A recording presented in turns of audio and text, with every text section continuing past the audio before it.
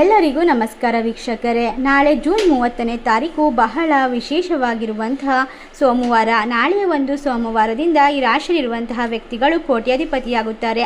ಮನೆಯಲ್ಲಿ ಸುಖ, ಸಂತೋಷ, ನೆಮ್ಮದಿಯ ವಾತಾವರಣ ಸೃಷ್ಟಿಯಾಗುತ್ತದೆ. ಈ ರಾಶಿಯಲ್ಲಿ ಇರ್ತಕ್ಕಂತಹ ವ್ಯಕ್ತಿಗಳಿಗೆ ಅದೃಷ್ಟದ ಜೊತೆಗೆ ಸಂಪೂರ್ಣವಾದ ವಿಶೇಷವಾದ ಬೆಂಬಲವನ್ನು ಕಂಡುಕೊಳ್ಳುತ್ತಾರೆ ಎಂಬ ಮಾಹಿತಿಯನ್ನು ವಿಶೇಷವಾಗಿ ತಿಳಿದುಕೊಳ್ಳೋಣ. ಅದಕ್ಕೂ ಮುನ್ನ ನೀವು ಕೂಡ ದೇವರು ಹಾಗೂ ಜ್ಯೋತಿಷ ಶಾಸ್ತ್ರವನ್ನು ನಂಬುವುದಾದರೆ ಈಗಲೇ ವಿಡಿಯೋಗೆ ಒಂದು ಲೈಕ್ ಕೊಟ್ಟು ತಪ್ಪದೇ ನಮ್ಮ ಚಾನಲ್ನ ಸಬ್ಸ್ಕ್ರೈಬ್ ಮಾಡಿ.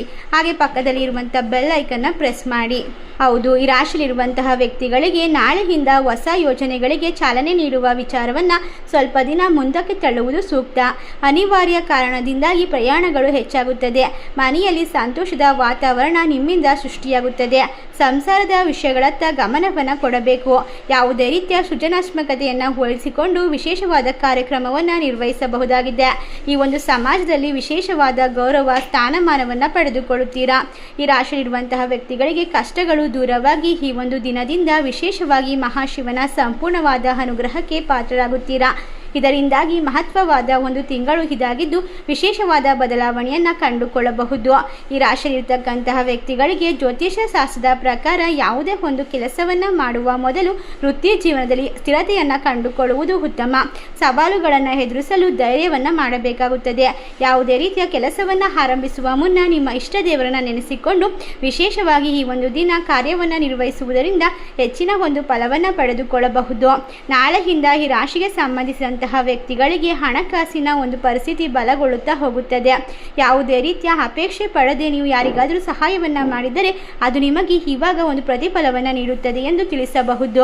ಅಷ್ಟೇ ಅಲ್ಲದೆ ಈ ರಾಶಿಯಲ್ಲಿ ಇರ್ತಕ್ಕಂತಹ ವ್ಯಕ್ತಿಗಳಿಗೆ ಅದೃಷ್ಟದ ಸಂಪೂರ್ಣವಾದ ಬೆಂಬಲವನ್ನು ಪಡೆದುಕೊಂಡು ಎಲ್ಲ ರೀತಿಯ ಕೆಲಸದಲ್ಲೂ ಕೂಡ ಧನಲಾಭವನ್ನು ಕಂಡುಕೊಳ್ಳಬಹುದು. ವಿಶೇಷವಾಗಿ ಕೆಲಸದಲ್ಲಿ ಅಭಿವೃದ್ಧಿ ಕಂಡುಬರುತ್ತದೆ. ಮಕ್ಕಳು ಕೂಡ ಈ ಒಂದು ಸ್ಥಾನದಲ್ಲಿ ವಿದ್ಯಾಭ್ಯಾಸದಲ್ಲಿ ಪ್ರಗತಿಯನ್ನು ಪಡೆದುಕೊಳ್ಳುತ್ತಾರೆ.